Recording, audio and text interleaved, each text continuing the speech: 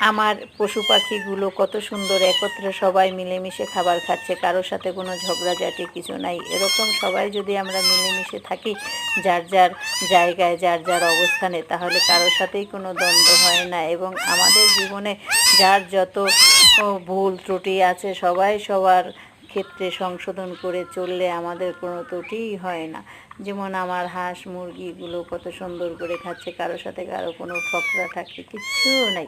এই যে আমার খরগোশ দুটি কি সুন্দর করে খাচ্ছে, আমার মুরগিও খাচ্ছে, আমার ওই যে ছিলকি মুরগি খাচ্ছে, টার্কি খাচ্ছে, তারপরে হাঁস খাচ্ছে, ওখানে আছে ওই যে মুরগি ওই যে তার বাবুদের নিয়ে খাচ্ছে। কত সুন্দর করে যে খাচ্ছে, আমার দেখে খুব ভালো লাগে। তাদের খাওয়া দাওয়া এগুলো দেখতে আমার খুব ভালো লাগে। আমি এই পশু পাখি খুব পছন্দ করি। আমার ছোটোবেলা থেকেই এই পশু পাখি খুবই পছন্দ, যার কারণে আমি এই পশু পাখি পুষতে আমার খুব ভালো লাগে। ওই যে দুটি শালিক পাখি এসেছে, এখানে অনেক রকমের পাখি আসে, এই পাখিদেরকেও আমি খাবার দিয়ে থাকি। ওই যে শালিক পাখি দুটো আসছে খাওয়ার জন্য। এই যে ওরে আবার তাড়াই দিল। আমি এই একটু আগে প্রশংসা করলাম যে কেউ ঠোকরা ঠুকরি কিছু করে না, কিন্তু দেখা গেল যে না, আমার কথাটা ভুল প্রমাণিত হয়ে গেল। এই যে তারা আবার ঠোকরা ঠুকরি করছে।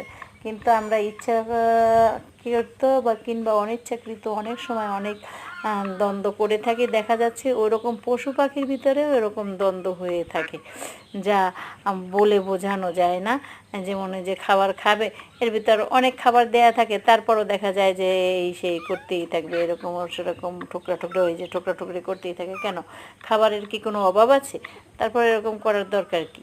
হ্যাঁ, হ্যাঁ, কি তুমি কান্না করতেছো কেন মিনি?